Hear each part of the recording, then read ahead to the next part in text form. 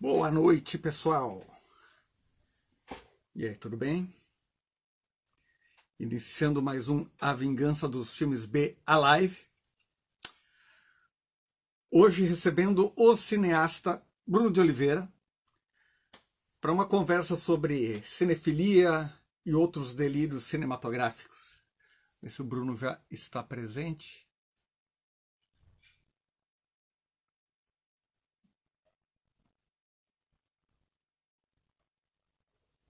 Chamando.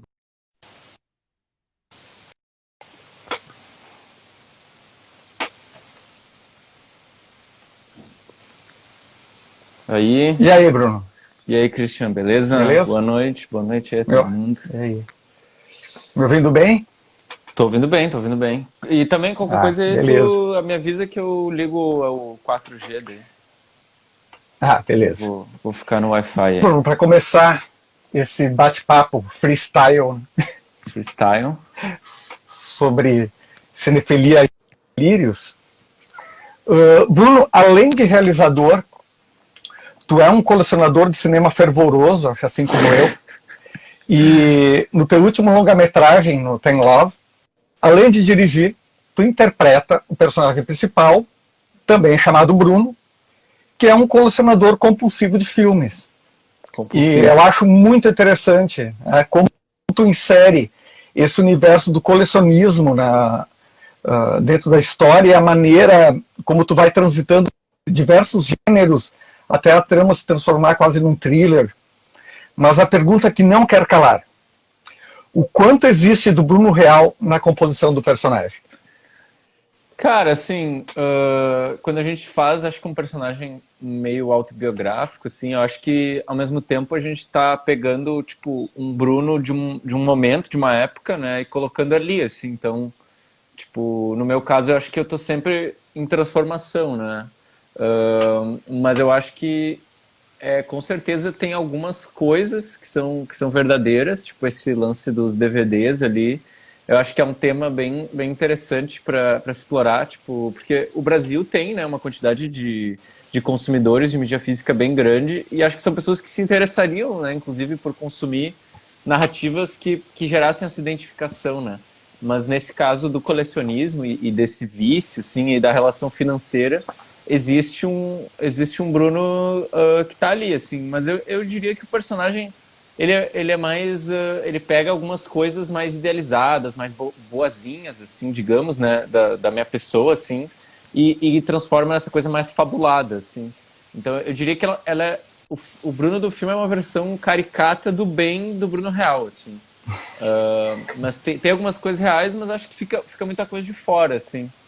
E sim, eu sou um colecionador de filme e também para sustentar esse vício, assim, eu também me considero um traficante, né, um comerciante de DVDs. Bem-vindo então... ao meu universo.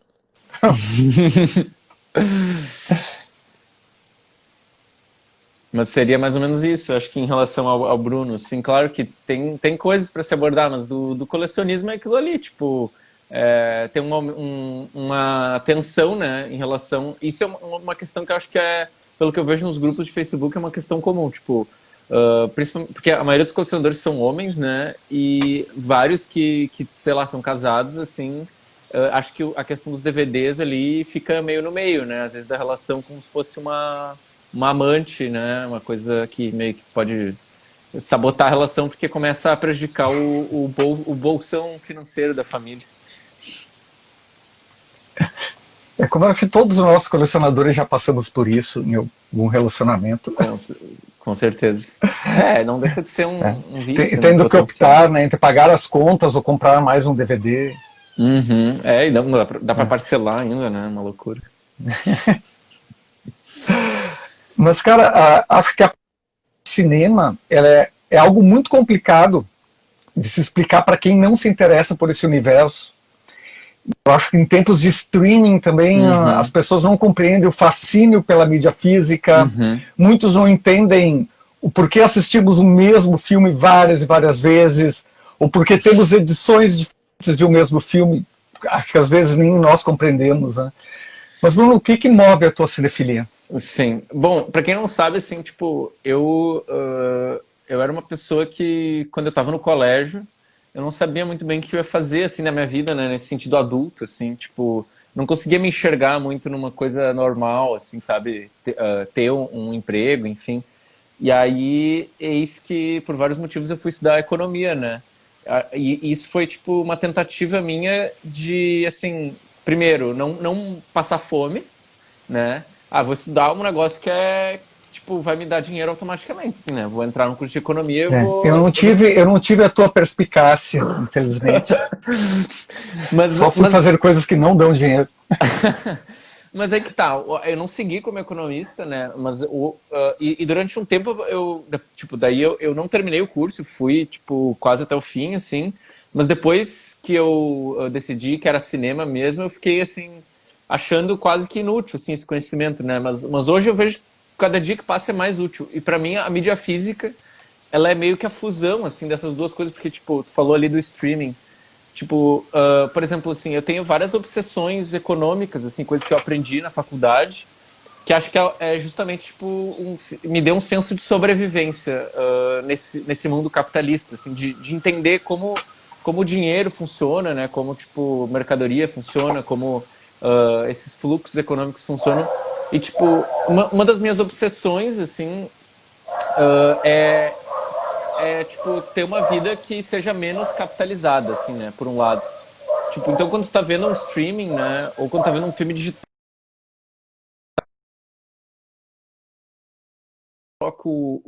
quando eu coloco meu dinheiro num DVD, assim, a Só um minha pouquinho, Bruno, percepção é que de.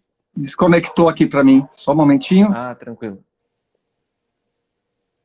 Estou retornando com o meu Eu posso colocar no 4G alto-falante. aqui. Não, não, foi uma queda minha aqui. Ah, tá. Vou reativar aqui o. E aí, Foi.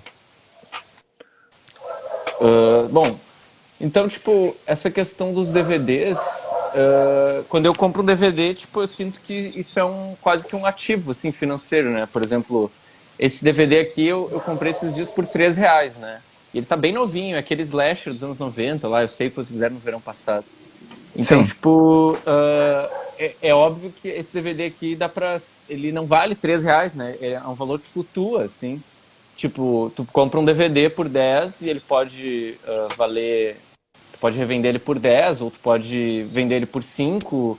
É como se as coisas tivessem um valor de mercado. E eu acho isso muito interessante, porque é como se o mercado da mídia física fosse o mercado de bolsa de valores dos filmes, assim, sabe? Então, eu senti que eu consegui unir, assim, esses dois interesses, assim, e eu acho. Eu gosto dessa ideia da coisa física, assim, da coisa que, tipo, continua ali emanando no mundo e tu faz as 1.000 cópias e essas 1.000 cópias, tipo, tu vai ter que destruir, assim, para os filmes deixarem de estar no mundo, tu vai ter que literalmente destruir os filmes, né? Então, tipo, o digital, ele é parece que, me parece muito mais efêmero, assim. Eu tenho as minhas obsessões também. Às vezes eu faço umas coisas que eu nem me dou conta. Por exemplo, por que eu tenho todas essas coisas do massacre da Serra Elétrica? Eu tenho só mais simplesinha ali. Por exemplo, você tem um Blu-ray muito bacana, que é o que eu mais assisto, mas eu tenho essa Steelbox maravilhosa.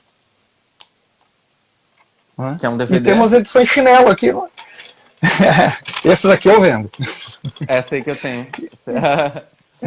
O outro que eu tenho diversas cópias, um dos meus filmes preferidos, que é o Zombie, do Lúcio Fulci. Né? Eu tenho mais cópias aqui em VHS também. Mas eu tenho essa edição francesa maravilhosa. Então, é um pouco de fetichismo, né?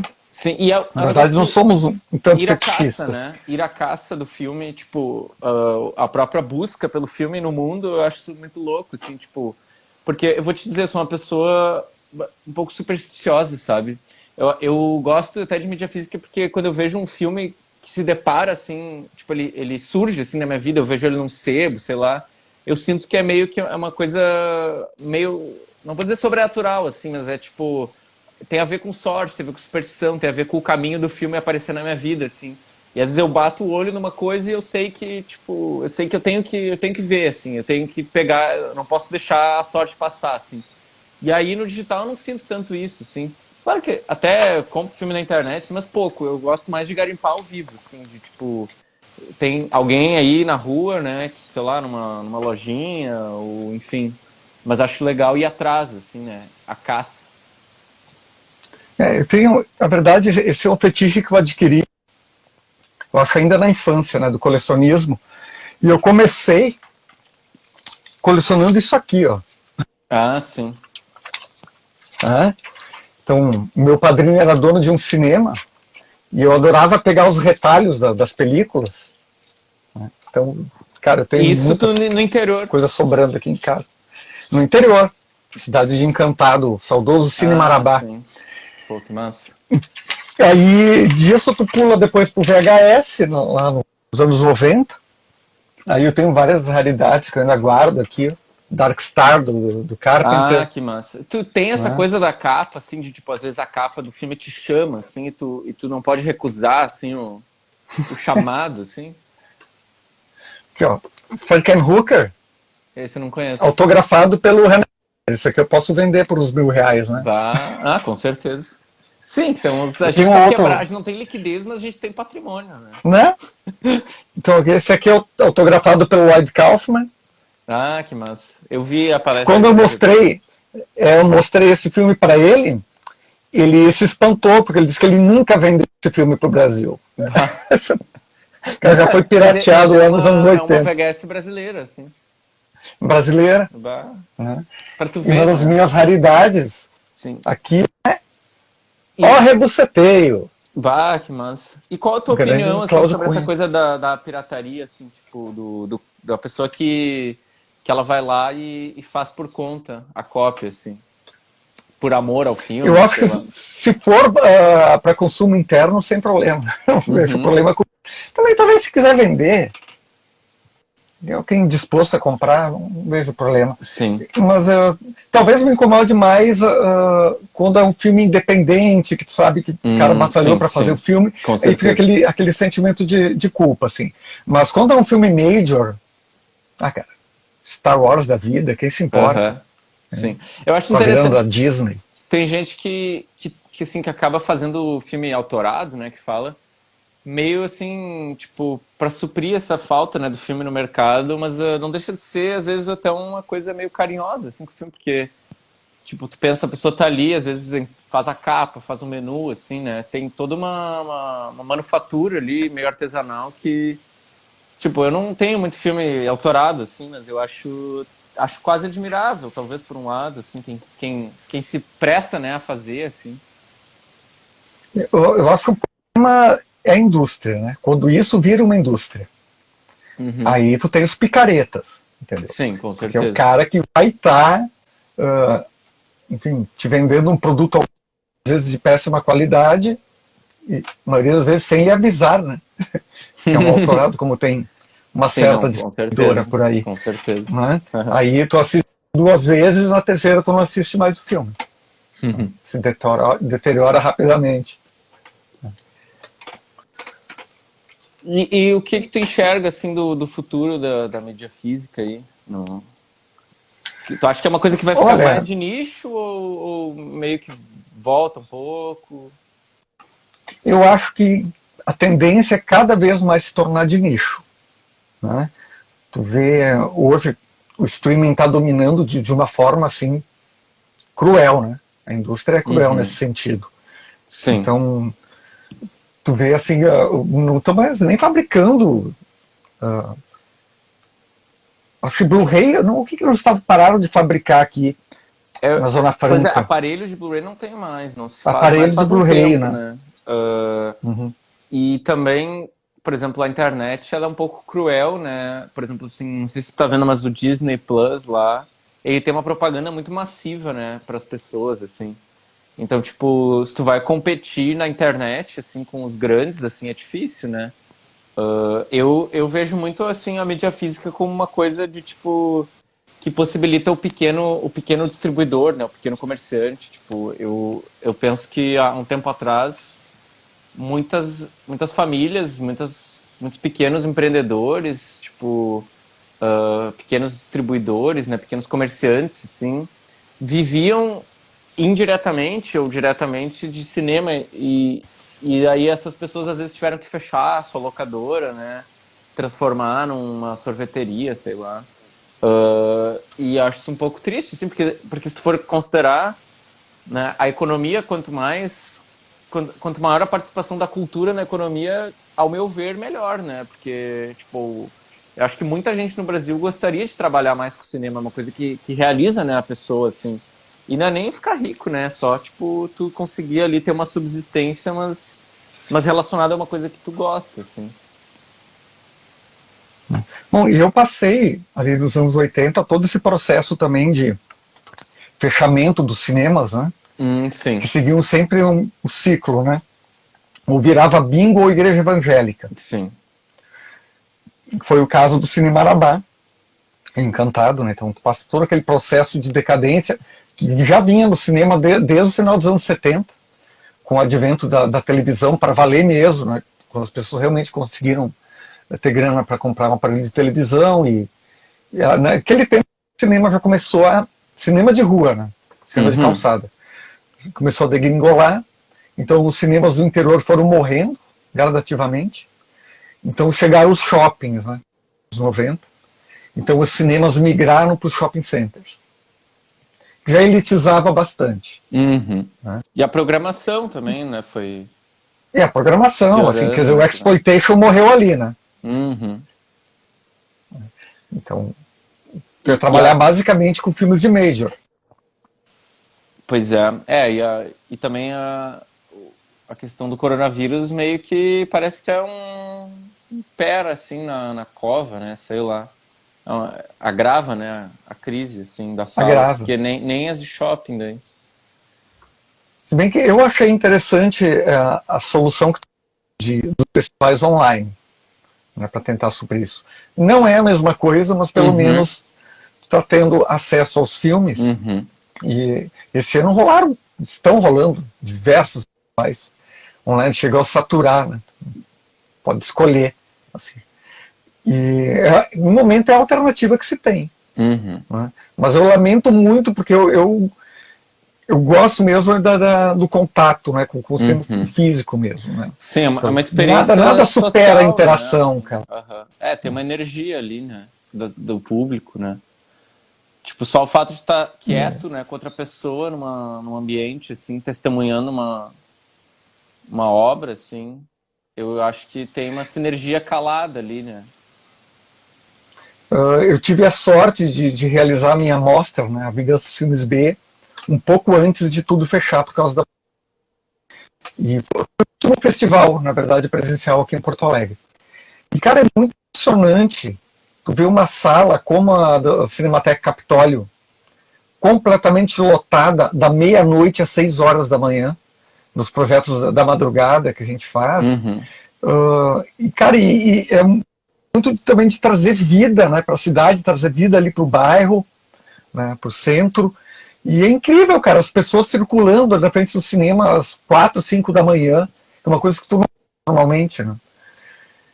Então, estou sentindo muita falta disso, assim, Pois é, eu me mudei aqui pro lado do Capitólio no dia que, assim, uns dias ali que começou a pandemia e não pude aproveitar também, né, era uma coisa que eu achava que ia conseguir usufruir mais, né, porque o centro tem uma coisa um pouco mais cultural, né, tem um público um pouco mais interessado, assim, mas vamos ver, né, se ano que vem rola. Cara, qual tu acha que foi a maior loucura que tu já fez pra conseguir ver um filme? Ou maior indiada? Pra ver um filme, maior indiada.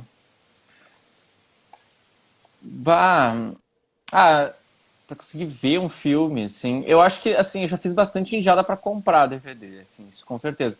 Tipo, eu já fui, assim, eu tenho carro, assim, daí é uma coisa que às vezes eu vou longe, às vezes pra pegar um filme, tipo, sabe, às vezes eu não faço especificamente pra isso, sim, mas já comprei filme em Canela, já comprei filme em Novo Hamburgo, assim, ali na região metropolitana, às vezes eu fico muito de olho no marketplace do Face, assim, Então já comprei umas barganhas, assim, de ter que dirigir pra ir, assim, e sei lá, acho que as maiores indiadas foi encontrar alguém meio estranho, assim, sabe, no meio do, sei lá, no meio de um estacionamento, uma coisa meio aleatória, assim. E aí eu fico ali olhando os DVD, assim, como se fosse um tráfico de droga mesmo. Mas eu não É que consigo também que lembrar de algum específico, assim. cinefilia e psicopatia andam juntinhas, né? Tomar cuidado. Não, com certeza. E tem cada figura, né, também nesse universo, assim, de colecionismo, né? Porque o colecionismo, ele é uma obsessão, né? Tipo, ele é uma coisa para tu suprir, assim... Acho que todo mundo tem, né? Um vazio existencial, assim, e... Pra mim, o problema é quando o colecionismo, ele fica invadindo a tua mente quando não deveria, assim, sabe? Quando, tipo, tu pensa demais, assim, naquilo. Porque no problema, tu ter a grana e comprar, beleza, mas... Quando tu só pensa naquilo, assim, tipo, as pessoas estão falando contigo, tu tá pensando, assim, em quais DVDs tu vai querer comprar, daí fica meio preocupante, assim. Mas de Eu acho indiado, que eu tô nessa fase preocupante. tu tá na fase preocupante. Eu já passei dos limites, né? Sim. E o pior é Mas as mentiras que a gente conta, né? Tipo, eu vou assistir muito, assim, né? Esse filme. Vai valer muito a pena. sabe, eu morava no interior, morava numa cidadezinha chamada Roca Salles, que também já não tinha mais cinema há muitos anos. E eu fazia indiada de pegar um ônibus às 6:30 da manhã. Eu vinha para Porto Alegre, fazia, sei lá, quase 200 quilômetros. Passava o dia inteiro no cinema e retornava à noite para casa. Pô, mas... Embaixo, querer embaixo de viver, temporal, né? Frio. Fiz muito dessas indiadas. Sem dormir, dormia no ônibus, né? Dormia no ônibus. Que massa. E tive experiências incríveis, né, nessas aventuras. Uma coisa assim, que eu sempre falo, cara, que me marcou muito, foi quando o filme O Casamento de Muriel foi exibido aqui nos cinemas em Porto Alegre. Eu consegui vir no interior para uma sessão e rolou uma catarse que eu nunca mais vi dentro de uma sala de cinema. Chegou a assistir o filme? Não vi. Vale a pena? A trilha sonora vale muito. E a trilha sonora maravilhosa do ABBA. E no momento que a personagem principal vai casar, ela entra na igreja ao som de I do ABBA. Naquele momento foi uma catarse coletiva dentro do cinema. Todo mundo levantou e começou a dançar e a cantar dentro do cinema, interagindo com o filme. Isso foi lá por 1994. Foi numa das salas foi numa das salas da Mário Quintana. Então é o tipo de experiência que só o coletivo com certeza. Né, te propõe, assim, cara. E experiência incrível. Assim. Tu é um cara que pegou, assim, tipo, hoje tu usa bastante da internet para divulgar teu trabalho, né, teus textos, tem as lives também, assim, o que tu pensa, assim, no geral, sobre esse contraste, assim, de ter vivido uma época bem offline, assim, e hoje tu acha que o teu trabalho, assim, ele precisa do online para ser divulgado? Como é que tu enxerga, assim? Cara, eu ainda me considero um dinossauro aqui nesse meio, porque de alma eu ainda sou analógico. Né? Na verdade, a minha geração é a última geração, né, do analógico. Então eu acho que tudo é um processo de tentar se adaptar. Né? Eu não sou saudosista de certas coisas. Eu acho que não dá nem para comparar, né, como era nos anos 90, até pela divulgação do teu trabalho. Eu comecei divulgando meu trabalho em fanzines. Eu fui zineiro por muito tempo. Desde das minhas críticas de cinema, meu trabalho com literatura, tudo começou com o zine. Então é uma transição. Óbvio, acho que eu gosto bastante do zine, assim. Acho que é bacana para divulgar o trabalho. Não, com certeza. Sem dúvida. Sem dúvida. Tenho vários zines ainda guardados. Só analógico, não jogo nada fora. Sou meio acumulador. Né? E com certeza eu não sou saudosista de certas coisas. Por exemplo, eu me lembro que o meu primeiro curta, eu editei ele usando 2 videocassetes. Ah, que massa, sim. Editei Nunca usando fiz, 2 mas videocassetes. já vi fazer na internet, mas nunca fiz. Não Eu comecei... saudade alguma disso, assim. Sim. Eu sempre pensei assim, tipo, pra mim, e eu gostaria de ter vivido várias coisas, assim, que eu não vivi, tipo, anos 80, né, anos 90 mais, assim, grunge, sei lá. Mas a coisa que eu mais gosto de ter vivido na época que eu nasci é o cinema digital mesmo, porque eu consegui produzir muita coisa por causa, né, do fácil acesso, assim, tipo, eu comecei editando no Movie Maker, assim, em 2006, e tipo, eu comecei gravando com webcam, sabe, tipo, o início ali das webcams, qualidade horrível, mas quando eu comecei já parecia uma coisa acessível, sabe, a questão do digital, assim, e agora eu tô brincando um pouco com o Super 8, né? Mas, tipo, é aquela coisa, tu grava pouquinho, assim, tipo... Aí hoje, sei lá, tô gravando, né, um novo filme, assim, e deixei a câmera no rec sem querer durante 10 minutos, sabe? Só que, tipo... Queimou o filme. Não, no cartão de memória, né, foda-se. Tipo, não tem nenhum problema, assim. Mas coisa do cinema digital, né? Que é muito... É mais banal até, né? A captura ali da imagem, enfim. Tem outra coisa que eu gosto de colecionar, que é isso aqui, né? Ah, sim. Os latões, que é da Bruxa de Blair. Latão. Ah, que massa. Os latões. Que massa. Mas ele tá com o filme Tanto que é um dos inteiro, meus... Não, tem alguns Não, retalhos só a dele. lata. Não tem o filme. Só os retalhos. Só a lata. Que massa. E tanto que é uma das minhas obsessões, tanto que o meu curto, né, Papo VT, é sobre isso, né? Que é a lata que foi utilizada no filme, né? Ah, sim, sim. Filme maravilhoso. Não abrir, não aproveitar. Sim, agora Então pode ser a é obsessão o poder pela da lata. imagética, poder da imagética liberando maldições. Essa lata aí ocupa espaço, né? Esse é o problema. Ocupa. Tudo aqui ocupa espaço, né? Coisa que eu tô dormindo no chão, né? Porque eu não tenho mais lugar. Então botei os filmes. Sim. E me diz uma coisa, assim, como é que surgiu teu interesse, assim, mais para essa parte? Eu queria até entender, assim, até que ponto teu interesse pelo oculto vai além dos filmes, assim, tipo, o que te atrai no universo mais macabro? Nossa, é uma longa história.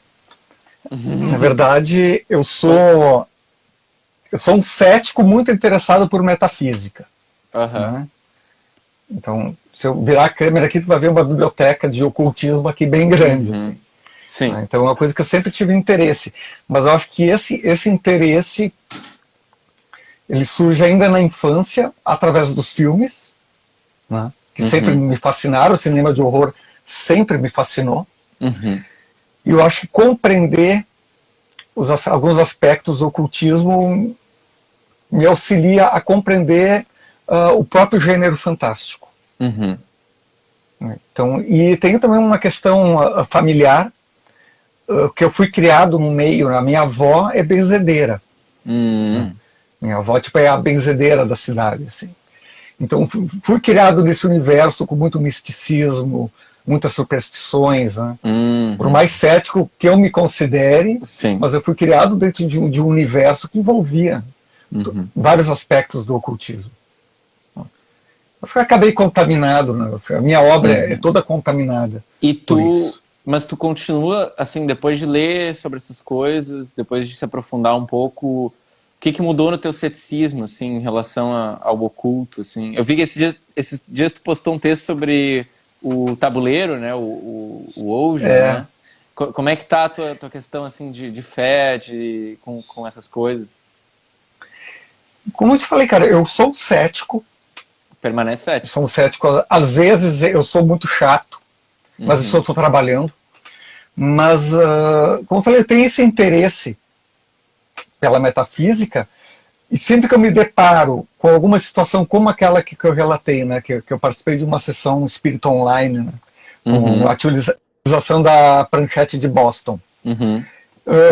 Eu estava vendo na minha frente o fenômeno acontecer, mas eu estava procurando o truque.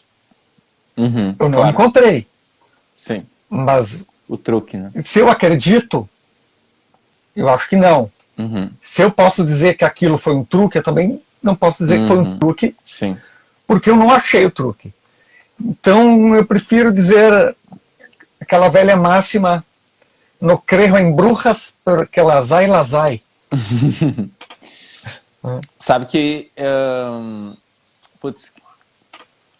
eu tinha uma coisa agora na cabeça. Então uma coisa interessante aqui, ó. Se eu fizer assim, tu fica com os chifres do Bafomé. Olha uma coisa bonita. Aqui, ó. Engraçado.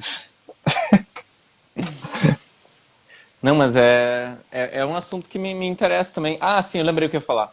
Eu tava lendo esses dias sobre telecinésia, né? Tipo, eu gosto daqueles filmes do Scanners, gosto bastante do Cronenberg. Sim. E esses dias eu vi esse aqui, deixa eu ver se eu tenho a mão aqui, ó. Não sei se você já viu. Eu gosto muito do De Palma, né? Mas esse aqui eu nunca tinha visto. A Fúria. A Fúria, A Fúria? É. A Fúria é maravilhoso. Tu gosta? O De Palma odeia.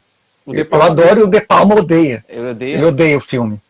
É, Naquele documentário dele, o De Palma, quando ele só conversa com a câmera, ele fala sobre a produção do filme, assim, que é um filme sob encomenda. É mesmo. Ele não curtiu tem um pouco fazer. dessa vibe, assim. Eu gosto mais do Scanners, mas eu gostei desse também. Mas Mas é engraçado porque, de certa forma, ele influenciou o Scanners. Ele é antes? Olha, aquela sequência final, Sim, ele é antes, não, ele é total. anterior. Eu não sabia que era antes. Ele é anterior. Interessante. Não, a sequência final, com certeza, pensando assim que foi antes, com certeza deve ter influenciado, porque a sequência final é uma das partes mais marcantes, né, do filme. E é bem interessante. Mas é bem visceral, é gore. Sim, não, total. Eu tava lendo sobre telecinese, assim, e tem um caso famoso, né, de uma mulher, assim, que tem uma foto famosa dela levitando uma tesoura, assim. Eu não sei se você já viu, e ela era acompanhada por um físico, assim, que queria desvendar, tipo, qual era o truque e tal. É uma russa. É, uma russa. É uma e daí russa, depois né? constataram que era um fio, né, tipo, que era um truque e tal. Sim. Então fica aquela coisa, né? Também tem o anime, aquele, né? O Akira, também, tipo, brinca um pouco com essa coisa dos poderes mentais, assim. Então acho isso massa, assim. Quero fazer, tipo, eu tenho um projeto de filme que envolve telecinese, assim, que eu quero fazer ainda. Que é essa coisa de, tipo, experiência de laboratório, que dá meio errado, assim, sabe? Triângulo amoroso, e daí ali os caras ficam telecinese, acabam meio que se explodindo. Um triângulo amoroso com telecinese. Eu acho que um triângulo amoroso ele já é explosivo o suficiente sem telecinese. Mas já que estamos falando de telecinese e paranormalidade, tem um caso que é intrigante na história da paranormalidade brasileira, talvez mundial, que é o caso da menina de Santa Rosa, já falecida, Leonise Fitz. Santa Foi Rosa uma coisa que marcou muito. Isso, é um Cidade fato da que marcou Xuxa, muito né? a minha infância. Cidade da Xuxa. A Xuxa, né? Que marcou muito a minha Xuxa associada infância, essa ao- história dela. Porque é uma menina, enfim, que começou a manifestar poderes de telecinese. E na época o Jornal do Almoço esteve na casa da garota e foi muito impressionante, assim, tu vê ao vivo, né? Eles foram fazer uma entrevista e de repente ela estava deitada na cama e o colchão da cama começou a saltar com ela em cima. Assim, um registro bem curioso, bem interessante, um registro raro, e foi ao vivo isso. Eu vou ir atrás. Durante o Jornal do Almoço. Interessante. E é um caso que foi realizado um documentário, um documentário muito bom, aliás, naqueles curtas da RBS. Quando a RBS produziu os curtas. O Fonini, ele falou agora, a RBS tinha um programa chamado Histórias Extraordinárias. Deve ser esse aí, né? Exato. Esse Tem um aí. episódio sobre essa menina, ele falou. Isso mesmo. Mas cara, é um material impressionante que eu não sei como ainda não fizeram um longa a respeito dessa garota. Que loucura. Eu sei que recentemente uma escritora aqui de Porto Alegre lançou um romance inspirado nesse caso dela. Eu não consegui ler o livro ainda, mas eu acho que vamos ficar de olho aí para um possível filme. Interessante, interessante. Bem massa. Pois eu acho que, por exemplo, O Exorcista, né, é um filme, tipo, eu acho muito impactante, assim, é um dos filmes, assim, de peso do mainstream, assim, que eu acho fascinante, assim, como o filme tem essa aura de mesmo que seja cético, questionar, né, um pouco, assim, É um filme que ainda me incomoda. O filme me incomoda bastante ainda. Sim, ele do início ao fim, ele tem uma aura ruim, né, assim. O Jonas aí entrou. O Jonas pediu para eu mencionar que eu também sou, que nem ele, um grande fã de Death Note. Eu comprei os DVDs, mas não chegou ainda. Não sei se você já viu esse anime. Já vi. Assistiu? Gosta? Apesar de não ser tão fã de anime, mas eu vi alguns episódios. Eu acho bem movido pela curiosidade. Depois eu vi o filme que eu achei horroroso. Eu não vi nenhum filme. Mas o anime eu gosto muito. O filme americano, né? Tem a versão japonesa. Sim, eu quero ver o americano ainda. Dizem que é muito ruim, né? Mas é ruim. Mas a gente necessita de filmes ruins, né? Sim, é o contraste, né? Mas esse anime tem uma trilha sonora muito massa, assim. E, inclusive, eu tô me aventurando um pouco, né, na questão musical, assim. Eu gosto muito do Carpenter, até separei os filmes dele aqui. Mas eu gosto muito da questão dos temas, assim, que ele faz, né? Eu tô tentando compor uns temas aqui nesse... um mini tecladinho dos anos 80. Ah, que beleza. Que dá pra fazer umas coisas bem Carpenter, assim, de tema, né? Eu gostei muito dos temas que tu me enviou.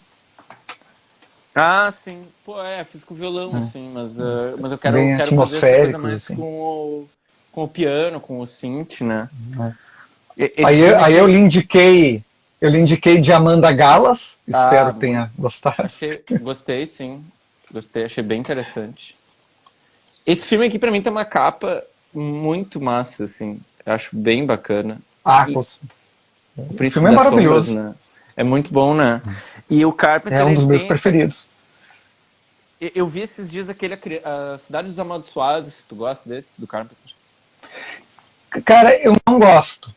Não gosto. Eu acho que o Carpenter errou a mão. Eu gosto muito do filme original. Tem eu acho que o Carpenter... Ali ele errou a mão. Tem o original dos anos 60, do Wolf Hilla, que é maravilhoso. Recomendo muito. Mas é a mesma premissa, assim. Mesma premissa. Ele só muda o sexo da personagem. Né? Que no filme do Carpenter é uma menina, no original é um garoto. Que controla ali, né? Eu gosto mais do Príncipe das Sombras, assim. Eu acho bem massa como ele... Tipo, ele usa, assim, essa linha... Tipo assim, eu sinto muito hoje no cinema contemporâneo uma falta de respeito, assim, à linguagem do longa-metragem, no sentido de, tipo... Parece que o filme ele é feito para tu isolar as cenas, assim, e tu criar um sentido, um entretenimento a partir do curto, né? E o Carpenter, assim, os filmes dele, mesmo que eles tenham um apelo, tipo, mais palatável, mais mainstream, assim, por um lado, né? Não é um diretor que fugiu totalmente do comercial, assim, mas ele tem essa coisa muito da construção, né? Tipo... O filme ele só faz sentido vendo do início ao fim. Tipo, e muitos filmes dele são sobre essa construção, essa tensão, né? Essa coisa do mal chegando, assim. Eu acho que o Príncipe das Sombras é um dos mais... O Carpenter, ele segue uma tradição do cinema norte-americano que vem lá de Howard Hawks, né, que ele era muito fã do Hawks, né? Então, em termos de estrutura, o Carpenter sempre utiliza a estrutura clássica, que eu gosto muito também. Assim como eu gosto da estrutura dos teus filmes, assim, porque tu não tem pressa. Eu acho que a nova geração tem pressa demais. Porque tu quer aprender, né? Tu não quer que a pessoa vá embora, né? Tipo, essa linguagem que o Netflix tenta criar, assim, de, tipo, o tempo inteiro te dá essa rasteira de atenção, né? E realmente, sim, eu penso muito tem que pensar na coisa como um todo, mas ao mesmo tempo a pessoa tem que querer entrar, né, no filme, assim, existe uma coisa de entrega que eu acho que também muita gente que não está acostumado com esse universo mais da cinefilia não tem, né, a mesma entrega, assim, para uma obra, assim. Por exemplo, É eu sou uma coisa muito muito fã de imediata. Belatar. Eu sou muito fã de Belatar. Bem paciente. Tem um filme dele, acho que é As Harmonias, que tem uma cena que é um plano de sequência de 10 minutos, né? Que é um pessoal saindo, está tendo uma rebelião e as pessoas estão caminhando em direção ao hospital para incendiar, destruir o hospital. E ele segue a multidão com a câmera por 10 minutos. E uma repórter uma vez perguntou para o Belatar o porquê que aquela cena demorava 10 minutos. E ele respondeu, porque era o tempo que levava para chegar até o hospital. Que massa. Não, o cinema é muito tempo ali, né, também, tipo, e tu saber jogar, assim, com isso. Eu sinto, assim, tipo, o que eu penso hoje em dia, tipo, para processo criativo, assim, eu fiquei muito consciente, parece que na hora que tu vai dirigir um filme, existe uma concentração que quem tá dirigindo tem que ter, que é quase como escrever, né, que é quase, tipo, uma concentração literária, assim, de tu conseguir abstrair, assim, a realidade, tipo, anular o que está acontecendo na vida real, parar de se preocupar com as questões de produção e escrever com a tua cabeça o filme que tu quer fazer, né, tipo, no quadro, né, que tu tá filmando, assim, e esse quadro, para mim, ele exige uma concentração, assim, uma conexão, assim, com o teu, sei lá, com o teu inconsciente também, com as imagens que tu quer fazer, assim, que se aproxima, assim, do mesmo esforço mental que tu precisa para desenhar bem, né, para escrever, que é um exercício que não é de manipular a realidade, né, mas sim de criar uma realidade interna, assim. Então, acho que o cinema, às vezes, eu vejo muito isso, assim, tem alguns filmes, né, principalmente quem está começando, às vezes que fica evidente, a realidade está evidente, e não, para mim, a realidade não pode estar em evidência. Eu não posso sentir a equipe, né? Eu não posso sentir ali o peso do contexto, assim. Eu tenho que entrar naquele universo, assim, tipo. Por isso que eu gosto muito do Lynch também, que é um diretor que ele consegue criar muito bem um universo próprio. Enfim, tem vários, né, diretores que criam isso só com a linguagem deles, só com coisas simples, assim. Mas para mim são autores, enfim, artistas que conseguem abstrair muito a realidade, assim, e conseguir manipular ela num ponto de criar uma coisa própria, né? Não sei se tu concorda sobre essa concentração. Concordo, enfim. concordo. Eu costumo pensar muito os planos. Por mais que eu goste de planos longos, também eu sei que às vezes não cabe dentro da narrativa, né? Ainda mais trabalhando com curta, né? Às vezes é complicado. O corte inicial do Nepal Projeté tinha os 25 minutos.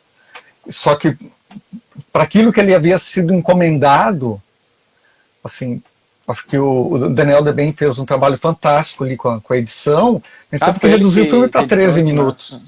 Eu gosto bastante Foto do trabalho e edição dele. do Deben. Que massa. A Deben é incrível, incrível. Então, mas vamos ver, de repente, no próximo projeto, se eu consigo trabalhar isso melhor, assim. Mas já que estamos falando desses aspectos cinemáticos, uma pergunta cinéfila aleatória.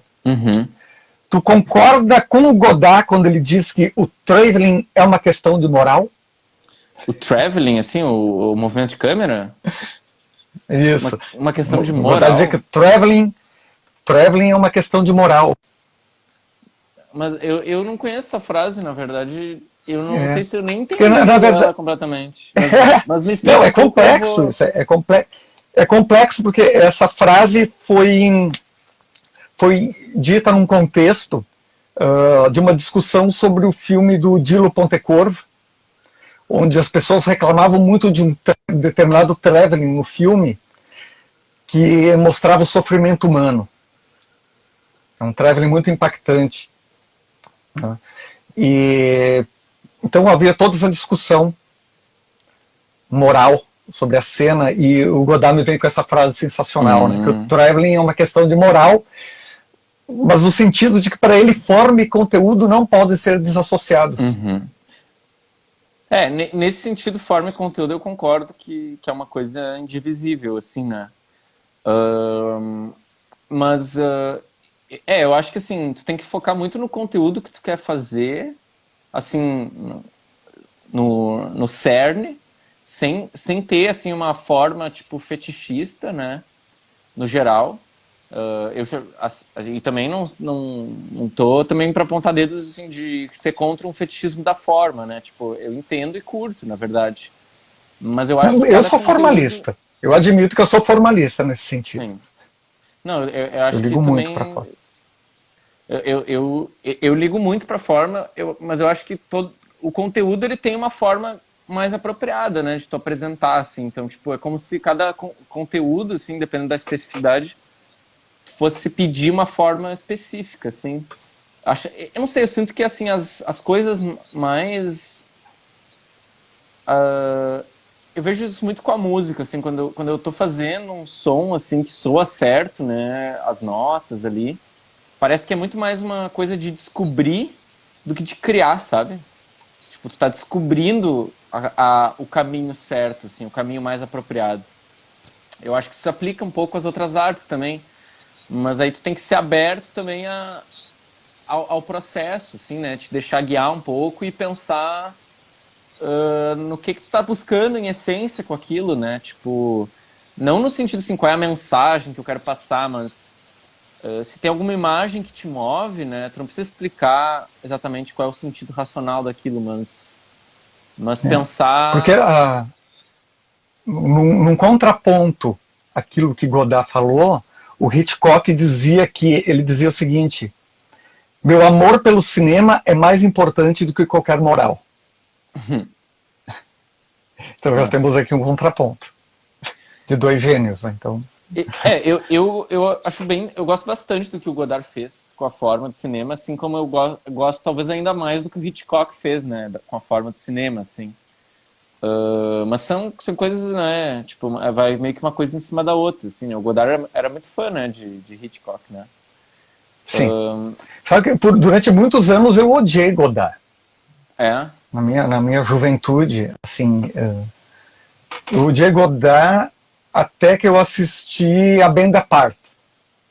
Quando eu assisti a Benda Part, caiu uma bigorna na minha cabeça e eu comecei a rever o meu conceito sobre o Godard, assim, comecei a compreender talvez um pouco melhor a proposta dele. Que é um filme que ele não gosta. É mesmo?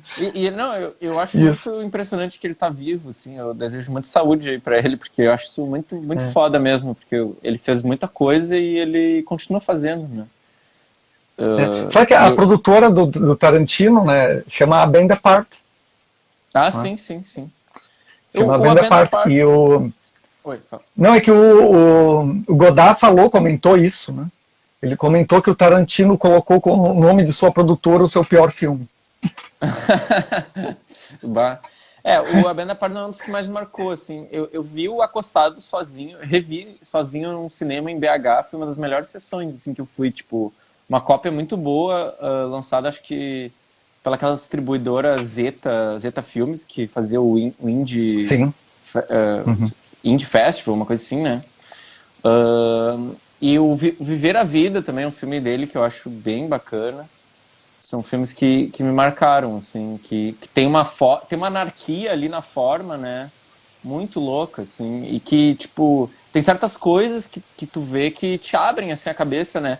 E, tipo, hoje em dia tô buscando menos, assim, descobrir coisas de forma, mas uma das últimas coisas que eu descobri que eu gostei muito da forma e que eu acho uma coisa extremamente autoral, assim, é esse filme aqui. Cadê?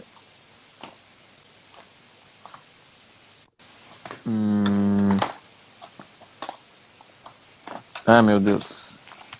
Tava aqui, eu tinha separado. É o Hanabi do Takeshi Kitano, tu já Takeshi viu? Kitano. Claro. Esse aqui da Versátil. Eu gosto muito do Kitano. Esse filme muito bom, né? E é uma forma muito, muito própria, eu acho, assim. da E linguagem. O Kitano ele é um fetichista da imagem. Kitano com certeza é. Eu acho um fetichista da imagem, mas que eu adoro. Eu não tenho nada contra os fetichistas da imagem. Eu acho que ele é um cara bem estético, né? Mas ele é pintor, né, também. Acho que isso talvez explique essa relação com a imagem, assim. Como ele lida, né, com o quadro, assim. Tu assistiu o Brother? Filme de máfia dele? Eu não vi esse. Eu acho que esses dias eu vi pra vender que é um cara da Yakuza que vai morar nos Estados Unidos e acaba fundando uma gangue de Yakuza nos Estados Unidos. Falou a questão da pintura. Tem uma coisa muito interessante no filme, que toda vez que um personagem leva um tiro, o espirro de sangue é uma pintura. A maneira como o sangue é esguichado na parede é um Pollock. Assim, é bem interessante isso. Pois é, tô fazendo um filme que tem uma das únicas coisas que falta pra filmar, pra terminar, é essa coisa do sangue, da pintura, assim, tipo, eu ainda não resolvi isso bem, assim, mas até me dá uma dica aí de como, o que tu recomenda pra usar sangue, assim? Vou te passar uma receita, assim. Vou te passar uma receita incrível. Tu acha que é melhor já tem técnico de efeitos especiais, não? Tem técnico? Eu não tenho nada, então depois vamos conversar offline. Tá bem. Vou te dar uma bela dica de como fazer sangue. Mas tu acha que é melhor fazer, assim? Fazer. Não, sangue tu tem que fazer. Não compra esses sangues artificiais, são muito ruins. Por favor, faça seu próprio sangue. Vamos começar a campanha, façam o seu próprio sangue. Se corte. Qualquer coisa eu te coloco em contato com a maravilhosa Luana Zin, que fabrica um sangue fantástico. Pode ser. Foi a minha maquiadora durante todo o processo de filmagem do Cemitério das Almas Perdidas. Que massa. E ela mora aqui em Porto Alegre, então vamos colocar vocês em contato. Quando vê, apoia o negócio local, né? Compre o sangue de um pequeno Apoia o negócio local. E esse filme aqui eu comprei esses dias, eu não sei qual, Blade, o primeiro Blade, eu nunca tinha visto. Eu gosto, mas eu gosto mais do segundo Blade. Do segundo Blade. Ele é um snapcase, né? Um dos primeiros DVDs lançados com umas fotos aqui, tem umas coisas. E eu achei ele bem, assim, tipo, bem frito, né? O filme, assim, toca uma eletrônica, tem bastante sangue, uns efeitos especiais estranhos, assim. Ele inicia numa rave, né? Ele inicia, bem... Cena inicial, uma rave de vampiros. Acho que é a minha cena preferida do filme, é aquela rave que ele entra, assim, Nossa, começa a matar todo mundo e tocando uma fritadeira e os vampiros, assim, o orgasmo ali da festa é o sangue voando, assim. Esse aqui Vamos também curto bastante, Crash. Deixa eu ver quantos minutinhos, temos 5 minutinhos. O Crash Cronenberg é fantástico. Fantástico, né? Eu tenho o livro, que é muito bom também. O livro é muito bacana. O mesmo autor do Império do Sol, que Spielberg filmou. Mas Bruno, estamos quase no final aqui. Perfeito, mano. Estou sendo alertado. Vamos encerrar então com chave de ouro. Não, estamos de boa. Uma última questão aqui, já que falamos tanto de colecionismo, uma coisa que eu já comentei contigo. Eu confesso que hoje em dia eu estou meio traumatizado com as comunidades de colecionadores da internet, porque eu evitava um pouco frequentar essas comunidades, mas resolvi entrar em algumas para ter acesso também a lançamentos, ver o que estava saindo no mercado. E eu percebi que muitos estão mais interessados em acumular caixinhas de plástico do que propriamente em cinema. Com certeza. Né? Cara, o povo compra qualquer merda. Eu digo mesmo, o povo compra qualquer merda. Eu também tenho minha cota de filmes ruins, que eu adoro, né? Os meus guilty pleasures, mas ao menos a minha coleção é loucura com método. E tu deslacra, né, os teus filmes, né? Tu deslacra e assiste, Exato. né? Eu assisto os filmes. Porque tem a galera que, tipo, não deslacra e não... Dublagem clássica. Bem lembrado aí, o ISB que falou da dublagem clássica, né? Que é uma coisa muito comum aí. Isso é uma coisa que eu descobri em grupo de colecionador também, que no Brasil o pessoal se amarra, né? Tem muito essa coisa da memória, né? Da televisão, da dublagem. Sim. Mas, A memória mas afetiva conta bastante. com certeza.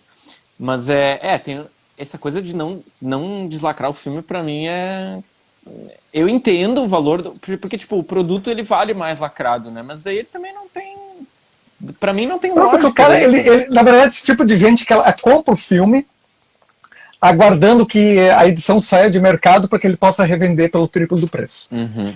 Basicamente é isso. Com certeza. Ou assim, tipo, o cara que não vai vender, mas ele sabe que o status do produto tá ali. Tipo, eu sinto que existe um pouco disso, assim, da coleção ser um status ali de, tipo, de um patrimônio, assim, de uma coisa, tipo, do raro, né? De ter, assim. E, Então e às acaba vezes tu vê que os caras colocam o filme à venda no Mercado Livre, mas eles não colocam o filme para ser vendido. Ok? Eu vi essa semana um DVD do Rambo por R$ 1.200. Ah, sim. Eu Ou seja, o cara é vendi mais esses dias o um Rambo. exibicionismo. É Aham. um exibicionismo, na verdade. O cara não está querendo vender, ele está querendo mostrar que ele tem o Rambo na coleção, até que o maluco apareça e pague R$ 1.200 por um DVD do Rambo. Né? Sim. Eu acho que é para chamar atenção, às vezes, da conta ali do produto, né? Tipo, o item mais caro que eu tenho no Mercado Livre é um box do Exterminador do Futuro, que vem os 4, assim, um negócio importado ali, que tá, quem quiser comprar aí tá R$ 432,90, em 12 vezes sem juros, com frete grátis, e aí já paga o meu Réveillon. Se eu mostrar uma das minhas raridades aqui, que eu tive a oportunidade, alguns anos atrás, de ficar um tempo na Itália, e lá eu pude fazer, Ah, que enfim, massa. comprar tudo que era tranqueira, que eu adorava, que nunca iam sair aqui. Né? E eu tenho aqui o El Castello delle Donne Maledette, Que né? massa. Que é um filme de horror italiano dos anos 70, equivalente a um filme da Boca do Lixo aqui. Assim, uma coisa muito Que massa. curiosa, assim, um filme de horror de baixo orçamento. Cinema italiano Né? tem muita E coisa isso aqui, interessante, né? muita, e isso aqui eu paguei na época tipo 2 euros. Né? Que massa. Aí tu vai botar aqui no Mercado queria muito Livre, ele passar um custa tempo na Itália. R$ 200. Com certeza. Que ano tu ficou na Itália? Fiquei em 2012. 2012. Ah, não faz tanto. Isso. Pela minha sorte, a minha irmã mora lá, então eu infernizo a vida dela para me mandar livros e filmes. Então, Que massa. por enquanto, estou Que bem massa. abastecido. Não, a Itália, eu Mas, gosto Bruno, muito do... Oi, fala. Vamos. não, pode falar. Não, é só falar que Temos eu 2 minutos. gosto muito do Abel Ferrara, e ele fala, né, que é, tipo, os filmes dele foram financiados tudo por italiano maluco, assim, que colocava milhões, assim, na frente dele e fala, faz o que tu quiser. Então, Metade ele usava heroína e metade ele filmava. Tu sabe disso? O Vincent Gallo fala sobre as filmagens dos Chefões. Ah, eu adoro esse filme. Que o Vincent Gallo falou numa entrevista que a maior dificuldade do filme foi cuidar para o Abel Ferrara não roubasse a carteira dele. Que massa. Esse aqui é um dos mais preciosos também da minha coleção, que é o The Brown Bunny.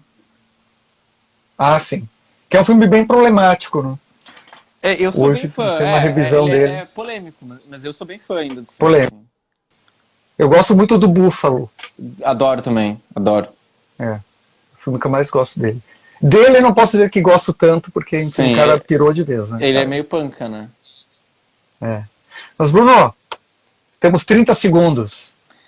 Beleza, foi um prazer aí. Últimas palavras. Né? Foi um prazer bater esse papo aí contigo, Christian. E essa live fica salva aí, né? Tipo, quem quiser também me seguir aí, acompanhar meu trabalho, né? Mandar e-mail, buscar parceria, sei lá.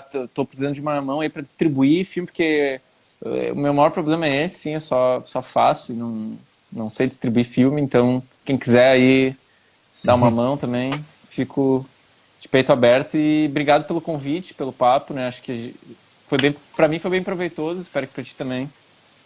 Mas foi divertidíssimo.